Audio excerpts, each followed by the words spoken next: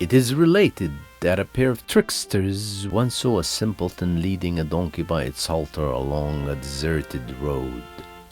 "I will steer that beast," said one of them to his companion, "and make an ass out of its master. Follow me, and you shall see."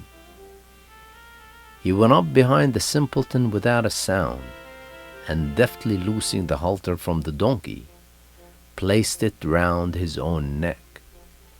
He then jogged along as though nothing had happened.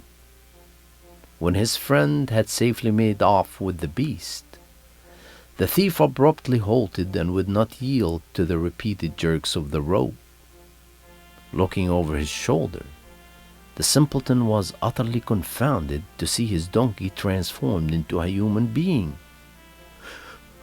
"Who in heaven's name are you?" he cried.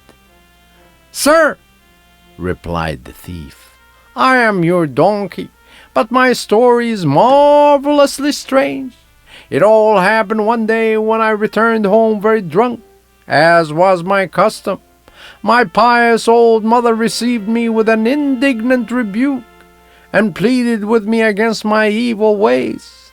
But I took up my staff and beat her, whereupon she invoked Allah's vengeance, and I was instantly transformed into the donkey, which has faithfully served you all these years. Today the old woman must have taken pity on me, and prayed to Allah to change me back into human shape." "There is no strength or help save in Allah," cried the simpleton.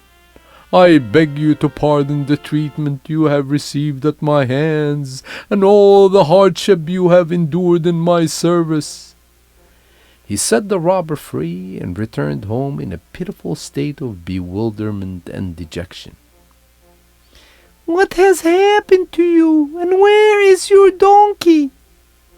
asked his wife. When he had related to her the strange story, the woman began to wring her hands, crying, "The wrath of Allah will be upon us for having used a human being so brutally." And she fell down penitently on her knees, reciting verses from the Quran. "Bismillah ar-Rahman ar-Rahim. Alhamdulillahi Rabbil Alameen. Ar-Rahman ar-Rahim." For several days afterwards, the simpleton stayed idle at home. At length, his wife counseled him to go and buy another donkey, in order that he might resume his work. So he went off to the marketplace, and as he was inspecting the animals put up for sale, he was astounded to see his own donkey amongst them.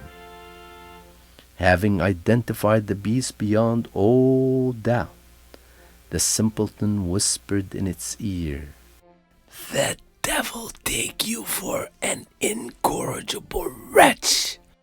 Have you been drinking and beating your mother again? By Allah, I will not buy you a second time."